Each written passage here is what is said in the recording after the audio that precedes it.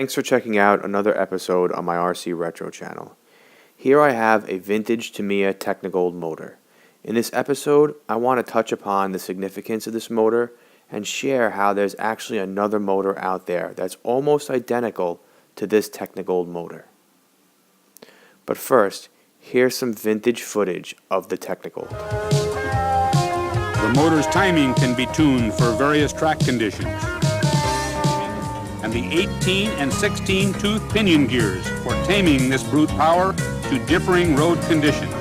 Midship mounted RX 540 VZ Technigold motor is included and accepts the Tamiya 7.2 volt racing pack battery or the EX racing pack for a power source.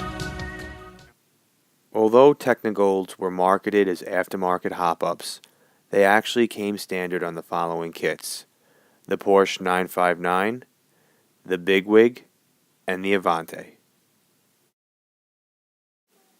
Now, the Technigold is significant in the history of Tamiya because back in the day, this was considered the flagship of Tamiya motors. While it was considerably more powerful than the standard 540 silver can, if you compare the Technigold to the modern motors of today with brushless systems, they'd blow this thing right out of the water. But again, for back then, this motor was quite powerful. In today's time, Technigolds are highly sought after by RC collectors. Although they're readily available on sites such as eBay, they're not usually in the best condition. Unless you're buying a new in-the-box Technigold, which would run you probably somewhere between $150 to $250, you'll probably end up with one that has some slight imperfections on it, such as scratches or nicks from it being ran. I was fortunate enough to find one through a buddy of mine, Glenn, who actually runs the Tamiya Legends channel. This one was pulled out of an original 88 Avante, which was only ran a handful of times, so there's minimal marks on it and overall is in excellent shape. So in doing some research, it was brought to my attention that Mabuchi, the company that manufactures the Technigold for Tamiya, also manufactured a very similar motor known as the RX-15 Plus. Now if you look at both motors side by side, they look identical, but if you look closely, there are some subtle differences. First off, out of the box, the RX-15 comes with Tamiya white connectors, whereas the Technigold comes with snap connectors.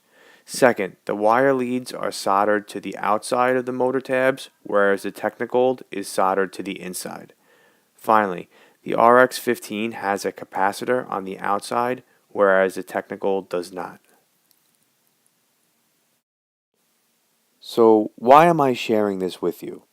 Well, apparently, on some of the forums I read, some people use reproduction labels of the Technigold and put them on the RX-15 for display purposes in their shelf queens. However, my concern is, for a motor with such iconic status, I could see someone trying to pass one of these off as an original and trying to get top dollar.